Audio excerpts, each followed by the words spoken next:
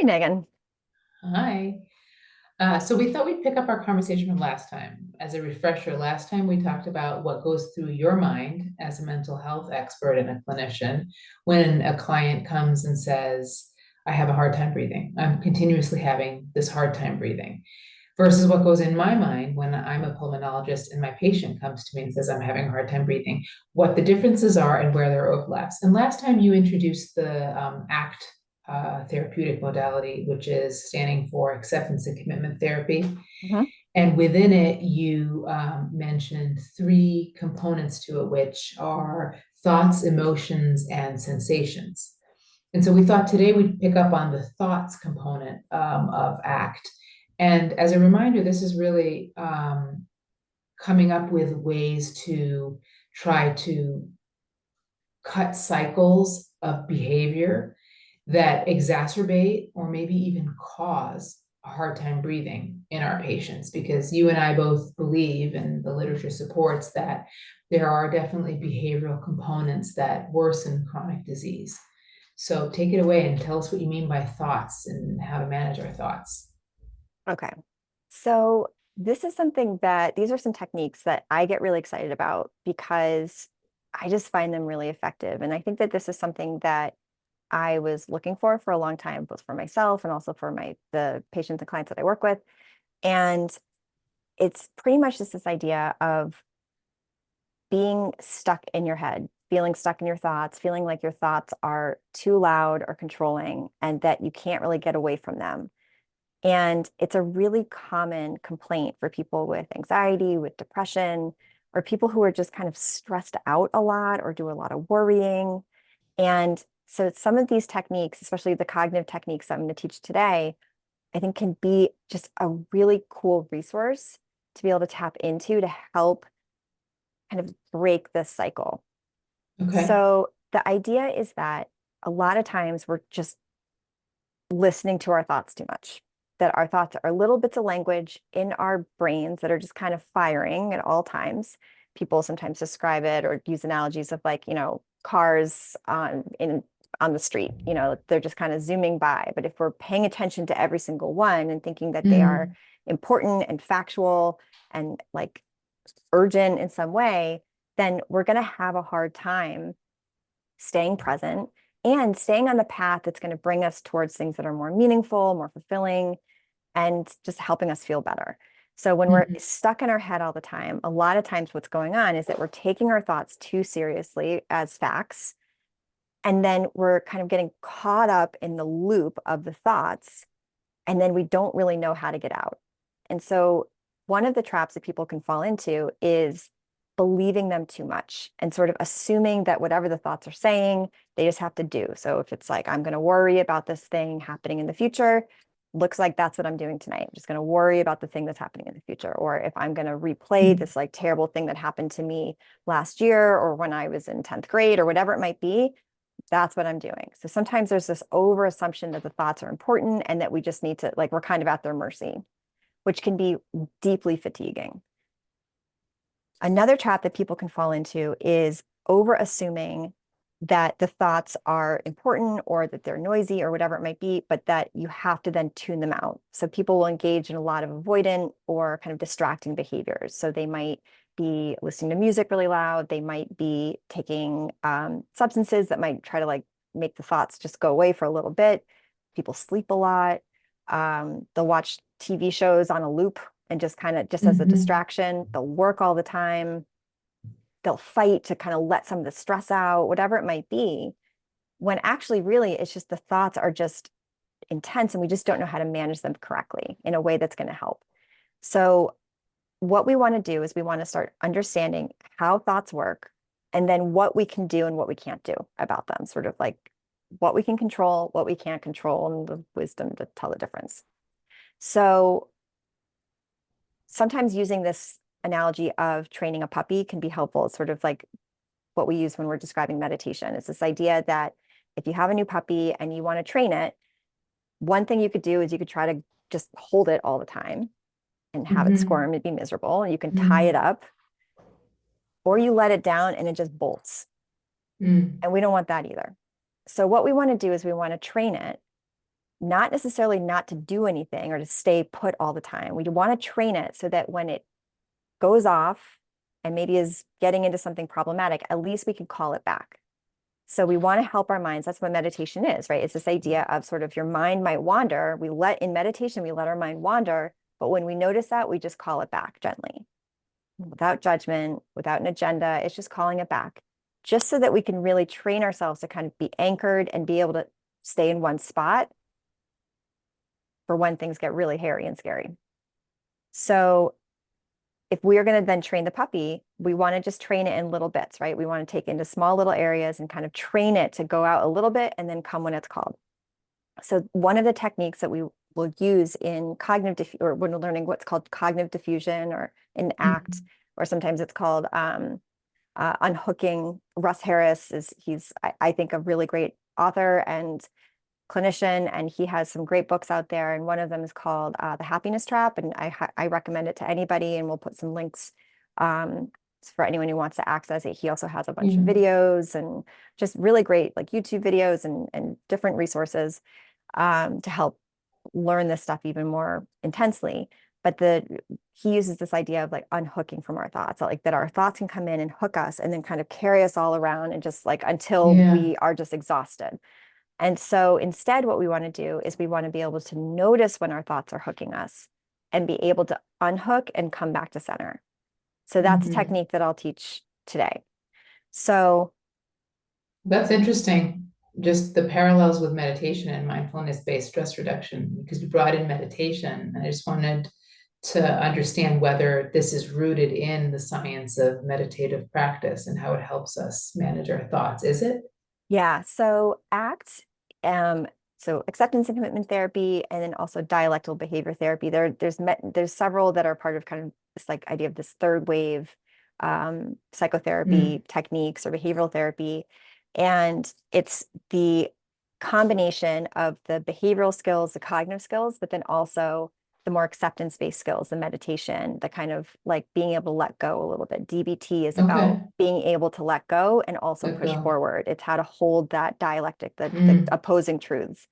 It's based in Hmm. a lot of Buddhist theory, and ACT similarly Oh, borrows from a lot interesting. of that. Yeah. So it's really cool because then it's not just about having to like white knuckle your way through things. It's about being able to identify when our thoughts are taking us for a ride and when we need to just Mm. sort of unhook and be able to center ourselves so that we aren't just taking action on like immediately on these thoughts that are then going to be kicking up a lot of intense emotions and maybe even sensations, and then it's just this wicked feedback loop that we get stuck in. It's, oh my god, this scary thing is about to happen. Heart starts to race. Emotionally, I'm feeling fear. I might be feeling rage. I might be feeling sadness or disappointment or doom or hopelessness. I might be feeling any intense emotions. And then the sensations just get involved. And then it's just this loop. And then we're just stuck in it. That's where people will describe, Mm. they'll say, oh, I've been having a panic attack for 8 straight hours. And panic attacks are only supposed to be small little bits of, kind of discharging energy and then recovering. But if we're kind of resisting it, we are in our thought loop. We can be in our thought loop for days until we eventually just burn out and then we get depressed. And so being able to understand how to manage your thoughts, whether your thoughts are anxious and stressed, whether your thoughts are about things from the past that we're embarrassed by or that we regret, whether they're things that are very scary or depressing or Yeah, sad. fear. Mhm. Yeah. Being able to manage our thoughts is such an important tool because then we can really listen to when something is going on that we actually do need to pay attention to. It's the ability to kind of know the difference between what's helpful and what's unhelpful, what's going to get us closer to who we want to be and the life we want to be Right. living versus the old habits that are even their best efforts to try to keep us safe or try to keep us happy. They're really pulling us into these wicked habits of just being stuck and then either thinking all the time and then having to just zone out and try to avoid. And then it's just this just up and down, and finding strategies for being able to kind of like call our thoughts back and be able to at least then take action on the thoughts that are more helpful or that feel more in Yeah. line with who we want to be. That really is where the magic can happen. So one of the way that Russ Harris teaches us that I really like is to even just notice first that you're having thoughts. So the way that you would do that is you can, one of the many ways, the one that I really like is that you can say, I'm noticing I'm having the thought that, and then blank. Because it's Okay. just enough to slow us down a little bit. It can be annoying in the moment, but it can slow us down and help us remember that whatever we're about to say is still just a thought. It's not an argument with the thought. We're not invalidating the thought. Because sometimes people will be like, no, no, no, no, like, don't tell me that my pain Yeah. isn't real. And it's like, no, no, no, we're not saying it's not a pain, your pain isn't real. We're saying that you're having a thought about your Thought. pain, or Okay. a thought about your symptom, a thought about what's happening in the moment or what's going to happen in the future or what happened in the past. So we first train people to notice and name. So you notice, I'm noticing I'm having the thought that, and then we say the thought. And then just for practice, we ask the thought to just stay over there. We're not Hmm. ignoring the thought. We're not arguing with the thought. We're not listening and believing the thought. And we're not trying to zone out away from the thought. We're letting it exist. We're just not letting it in. Unhooked. And It's it's not just going to hooking kind us. of, you got It's it. a It's just going to thing. kind of It's a float thought. around. And it Yeah. might, sometimes we can imagine it on a leaf on a stream and it just, goes down, or we can imagine in clouds and it goes around. But also, we can just kind of ask it to just kind of go over there. Because what we're doing is we're training our thoughts to just be a little bit more helpful, at least to be able, if they have something to say it in a way that's going to be more helpful, please. The way that it's happening, where it's like all in me and it's making me feel completely stuck and trapped, that's just Mm. not helping. And so what we need to Yeah. do is we say, I'm noticing I'm having the thought that uh, I'm having a that hard time breathing and I'm panicked that yes, I'm going to have an attack and I'm going to yes, fall on the ground and they're going to have to yeah. call 911 and all So this, then we right? would That's as it exactly relates to trouble 100%. breathing. Yeah. Yeah. So we would then say, and that's exactly right. We'd say, so eventually, what we would do is we would first train ourselves kind of in the day to day. Again, I recommend people either take 5 to 10 minutes per day, at least for the first like week or two, just to build the habit. Sort of annoying in the Okay. beginning, but if you stick with it, it really does help. So you stick with it and you just set a timer for 5 minutes. And again, Russ Harris has lots of different exercises that you can play, different exercises you can play around with. But what I would recommend is that you sit down for 5 to 10 minutes and you say, I'm noticing I'm having the thought that blank, so that in the moments of panic, in the moments of dread or deep hopelessness, you're able to really practice it then too. Even when a lot of our Mm. brain is sort of offline and we're just in fight or flight, Hmm. we're going to remember to do this, because people will describe that the more they practice this, then there's something really scary that comes up in their life. And there's some little part of their brain that's like, Oh maybe, yeah. maybe it's just a thought. Like maybe it's not real. Like maybe you just can slow down. Maybe, and like we build up that voice just more and more and be like, okay, yeah. Because even emotionally, it's gonna be like, I'm not gonna answer that. Yeah. It's like, Yeah. no, instead, yeah, maybe try this. So I'm noticing I'm having the thought that, and you just build up that capacity so that in those really scary moments, you have that tool ready and sharp and helpful. So somebody who's then saying, oh my God, I can't breathe, it'd be like, wait, wait, wait, pause, Mm. go find a place to sit, feel your feet on the ground. Okay, I'm noticing that I'm having a lot of thoughts, a lot of really scary images of a bunch of people standing around me and calling ambulance, and I have to be late for work, and then I can't work, and then I can't take care of my Yeah. kids, and I'm not doing that right now. No, thank you. I'm noticing I'm having the thought about that, but I'm not doing that. No, thank you. Instead, and then we would eventually, the tools I'm going to be adding in are then how to kind of notice your emotions and how to lean into your sensations, and then how to let the sensations sort of flush through your body and process and digest, and then keep going. And then you kind of go throughout your day. And people will describe, if you're able to manage the thoughts and you're able to really let the emotions and sensations just sort of happen, that after it's done, like after we've sort of like worked, like kind of like gone on that like steep wave and then just like just kind of riding it down, that they'll feel more grounded, they'll feel kind of warmer, more solid, more present. People will describe they can hear birds or they can suddenly hear traffic around them, but they didn't even notice that Mm. before. They'll notice that they're hungry, or they'll notice that they're smiling, or they'll notice that they're excited about this thing that they're going to go do or whatever. So by really letting ourselves kind of ride the wave in the moment, and one of the ways to do it is by managing our thoughts and not letting the thoughts be in charge. The thoughts are going to go over there. We're going to be present. We're going to work through this. And then the thoughts are, once in a while, the thoughts are going to come in and they're going to be super helpful. We need our thoughts. We don't want to turn them off. We just want Yeah, to you just make a give them distinction. direction.